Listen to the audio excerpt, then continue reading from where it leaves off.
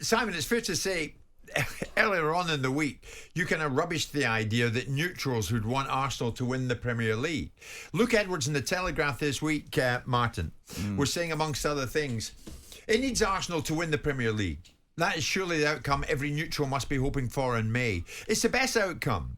Proof that with the right manager and the right recruitment, you can build a team that can beat the financial superpowers of Manchester City, United, Chelsea and Liverpool. Needs Arsenal to win it. You go with it. Well, it's always nice to see a different winner, isn't it?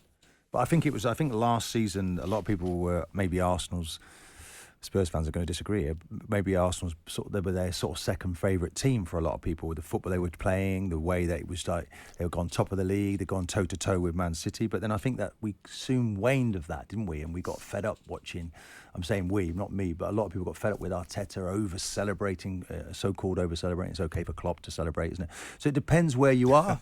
Depends where you are. You either, I think if you're in London, you probably don't want to see Arsenal win the Premier League.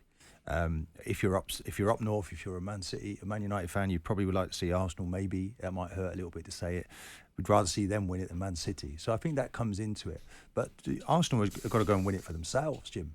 We've now have a 3-horse race here, which is really very unusual. Liverpool, credit to them, they've already won one trophy. They're sitting top of the table. This is a tricky game. The other teams we're watching with interest. Can they beat Manchester United? We expect them to do so. But even for Arsenal, it's like with any certainty, they go to Sheffield United. Chris Wilder, we'd be desperate to get something over Arsenal because it's a scalp, isn't it now? Yes. So they've got to go and be professional. But Arsenal were last weekend, Jim.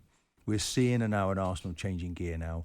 They look like this is the territory they're familiar with, that race they've been on that they didn't quite work out last season, but they're now living, breathing, sleeping, eating football. And they look like they're really in the zone. Tottenham, meantime, on Saturday at home to your beloved Crystal Palace, Mr. Simon Jordan. Yep. It won't go unnoticed on you, Simon. Didn't on me last night. A man we like, and he joined us live. You organised it, if I remember rightly, for half an hour. He joined us on Zoom. Ange Postecoglou beat Mikel Arteta to Manager of the Year at the London Football Awards 2024 last night. We're in February. Yeah. And he beat Arteta to the London Football Awards Manager of the Year. Yeah. Did you, like me, raise an eyebrow at that? I think you can't fail to. I mean, look, whatever you think of the decline of Arsenal's title challenge last year, they were still in the title challenge. Their side is better. The club is better. Arteta has done a lot of good things. And Arsenal are in... and I do... By the way, go back to the article.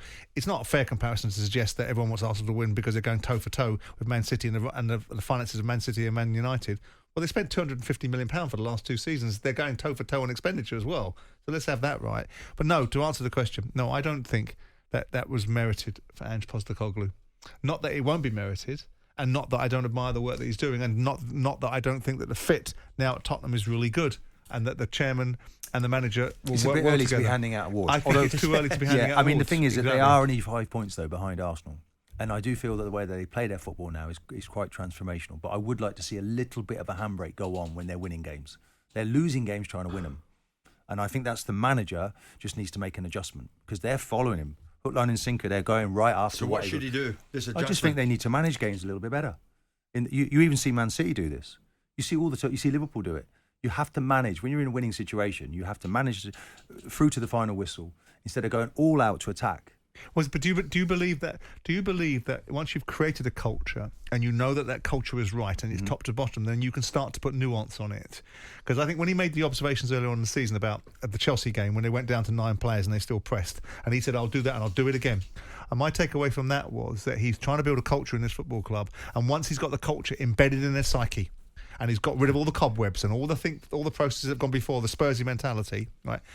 He can then start to add nuance, which is game management. Did Manchester City always have the ability to pivot in a game once the game is that done and they don't really need to be on the offensive because the game is done and they're opening up to jeopardy if they are?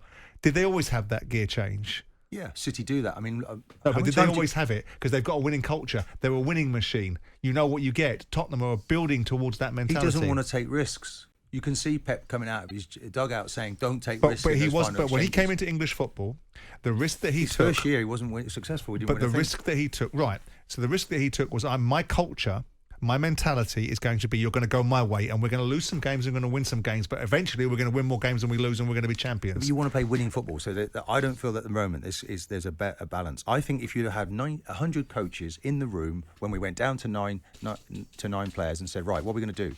Are we going to still play this way? Yeah, let's all do it. No. I think he'd have been the only coach in the room would have pushed to the halfway line. But the 100 coaches, it was a matter of time before they lost that match. Of those, and that's probably right.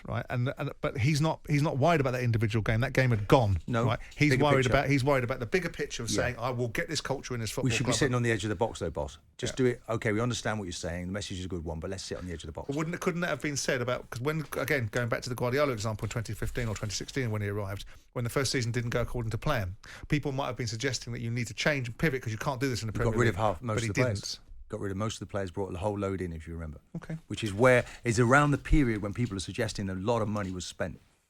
Martin Keown, thank you for your objectivity more than anything else today. We thoroughly enjoyed it. Impartial as always. Impartiality and objectivity. Martin Keown, terrific. Thank you so much. Jim White and Simon Jordan.